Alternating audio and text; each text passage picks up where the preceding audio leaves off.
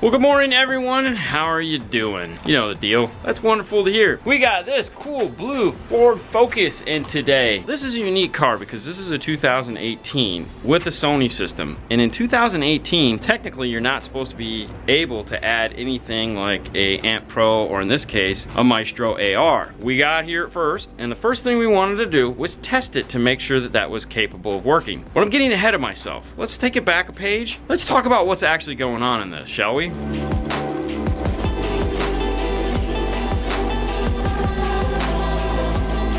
So from the factory, it comes with this cool touchscreen that is running CarPlay, as you can see. He doesn't want to get rid of this, and I can understand that, naturally. And as time goes forward, replacing the radio is going to become less and less of a thing, because in this case, it's a Sony, it's got an external amp, we can tie into it, we can allow them to keep everything factory, which is cool. Just add amps, speakers, and subs, because at the end of the day, the cars still sound like crap. Naturally, this is a small car. It's not real big. There's not a lot of room in this, and he's a big fellow that owns this car. When we first looked at the car and where he had his seat, they were basically almost into the back seat area. They were far enough back to where the actual tweeter for the rear speaker was at his shoulder. And I was like, you know, at the end of the day, we really shouldn't be putting rear speakers in this car. Let's take all that money that we'd spend on 6 speakers and just put it to the front 4. And by 4, I mean tweeter and mid-range. What we went with is a cool set of the Power Series T2 components. These guys are loud, they sound great, and there'll be enough speaker for the car. Power that, because the car is small, we're gonna go ahead and use the mini amps, the T402, and then the T501 for the sub. What are we doing for a sub?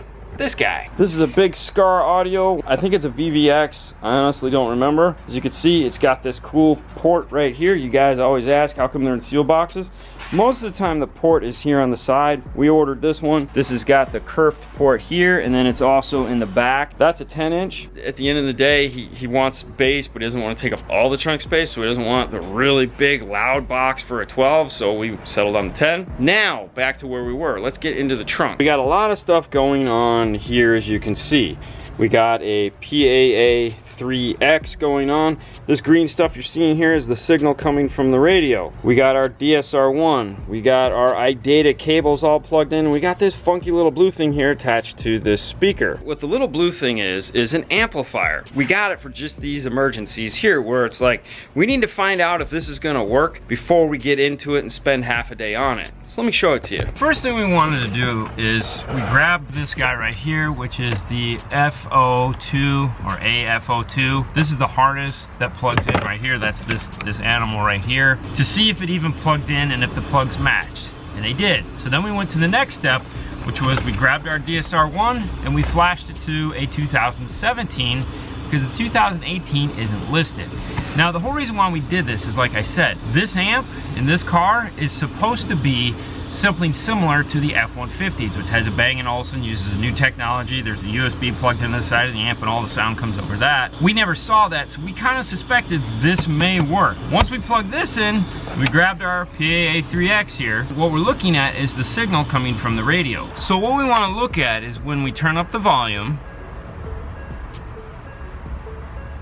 it goes up, and when we turn down the volume, it goes down. Now that we know it does that, we're to assume that we're okay. We can go ahead and throw an amplifier in here and rock on. I'm not 100% though. I want to make sure that it actually works all across the board. So that's where this guy comes in. And it's a dork, DR-OK. And it's a little Bluetooth amplifier that has auxiliary input. What you do is it plugs into the cigarette lighter, and it has a headphone jack input. You turn it on, hook up a speaker, and you get sound. Now what this will allow you to do is go to every one of the outputs here on the DSR1 and see if they're working. The other thing is you may want to pair this up to the controller that you're going to use to set it up. In this case, we're going to be using an iPad, and you can go through and turn things on and off if you need to, but the default setting is front rear sub, so we're good to go. We knew we didn't need to do that, but if you've never worked with one, you know, obviously pair it up and rock on there. Like any other time you do an iData, make sure you download the owner's instruction manual here. The reason why is because there's a couple cables that come in the box, such as like the OBD2, and then there's another little white connector. And down here it says they're not used. The amplifier's in the trunk, so if we needed them, we would have had to go all the way up front. So checking this beforehand saves you a lot of stress. The other thing too is that in some cases when you're using one of these colors here are different, meaning it might be gray to white, white to gray. So you want to check and make sure. So like always read this. And it's also going to give you the colored outputs for the speaker outputs here. Now Rockford does a really nice job of putting labeled shrink wrap on them, so you're probably going to be okay with not needing this for that. But it's always nice to have this because you want to go back and read the page before, which is page 3. And there again, if you're familiar with any of these iData things, it's a step-by-step on how to get this thing in the car and turn it on. So naturally, you need to flash it like we said, and we flashed this to 2017. Seems to be working. So at this point, I'm fairly confident we're not going to have any issues, so to speak, with wiring in the amplifiers and getting sound to them. The chime and the dash still work. This car doesn't have backup sensors or anything like that. It's just got Bluetooth. We can test CarPlay to make sure that's working. When you're setting it up, you can pick which speaker you want it to go through, and I picked the driver's front. All in all, this system is ready to be put in, or at least get started to get put in. Let's take a look again at the trunk. This is the space here we have to play with. As you can see, we already put our 2 amplifiers here and here. We're gonna cut this here, cut this here, cut this here, make a panel that drops into this. These elevations are different, which is nice. That's gonna allow us to tuck the wire in because we want to get over to this space here. We're gonna cut a small slit across the bottom here, have all our wires come out to where the DSR1 is sitting right here, and this is gonna be raised so that all these wires that the DSR1 has some place to go out of the way so it looks pretty. They'll be all taped up to, you know how we do it. So that'll be there. This area here will be for the 2 big crossovers that come with the T2 components. So that's the plan as it stands right now. Naturally, we try to do as much pre-work as we can on a car so that we're not surprised, because nothing sucks worse than getting halfway into something and going, oh, this isn't gonna work. There's always a possibility that once we get done, we find out that it's not gonna work, but we'll take our chances at this point. All right, let's jump into it and get started.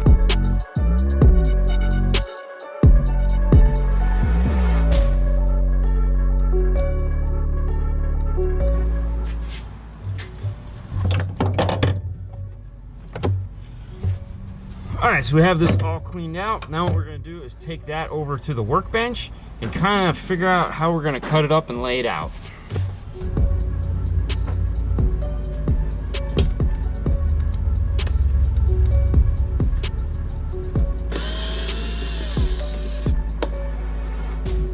Have another clip.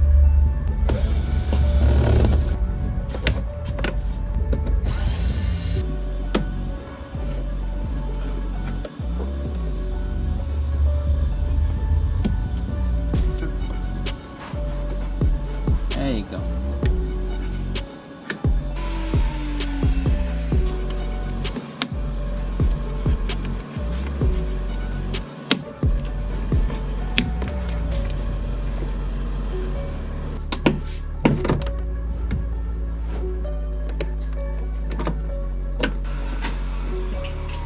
So now that Fernando has the door off, there's 2 tests we want to do. To make sure, for one, that there's a definite tweeter output and a mid-range output. Even though the wires say that, we want to make sure it's true. And 2, while we're doing that, we can go ahead and test polarity. So this is what we've done. Gone ahead and grabbed the 2 wires from the Maestro harness that say left front speaker, left front tweeter. We have it hooked up to what should be positive and negative. Now we're going to go ahead and grab our portable polarity tester. It's making that awesome tick-tick sound that we know and love, right? Yep. So we know now that it's correct, meaning the factory isn't any different. The problem that we run into is what, Fernando? It's 2 black wires in here, so it's no color, so we don't even know which one is positive and which one is negative. So that kind of sucks. So now what we're gonna do is, also the tweeter isn't popping, it's just the mid-range. We tested the tweeter and it pops on itself, so we know it has its own. We're grabbing the PT9A. So now what we're gonna do is test polarity at the speaker itself. And we know that's backwards, so we flip them, test it again, and that means that this side of the plug right here is going to be positive. Now what we'll do is we'll go ahead and put a little bit of red heat shrink on that side so we know which one is positive and which one is negative.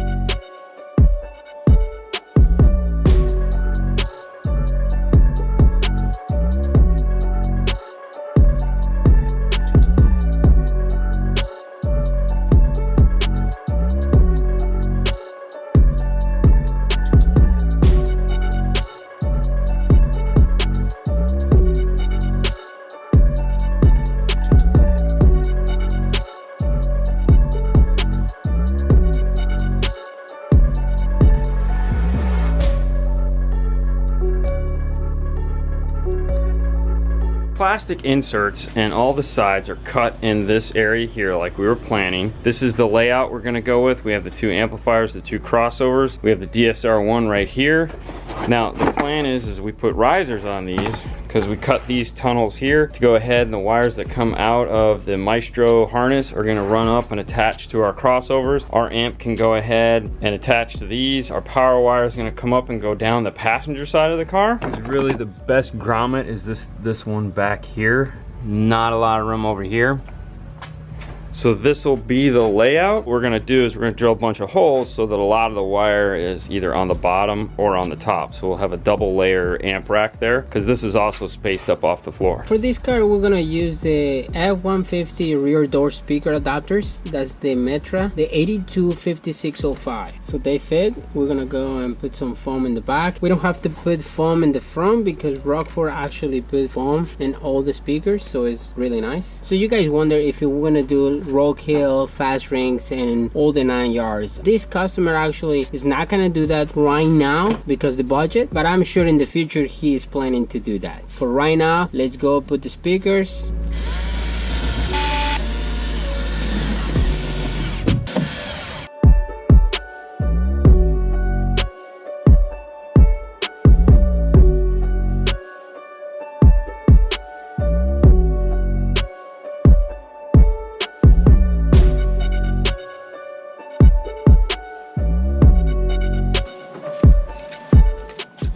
There you go. We're done with the speaker. We soldered a speaker inside. We put some quick disconnects in here, so when they came back for the roll kill and fast ring, we're gonna able to pull it out and do the whole work. We put some quick disconnects in the tweeter, so let's put it back.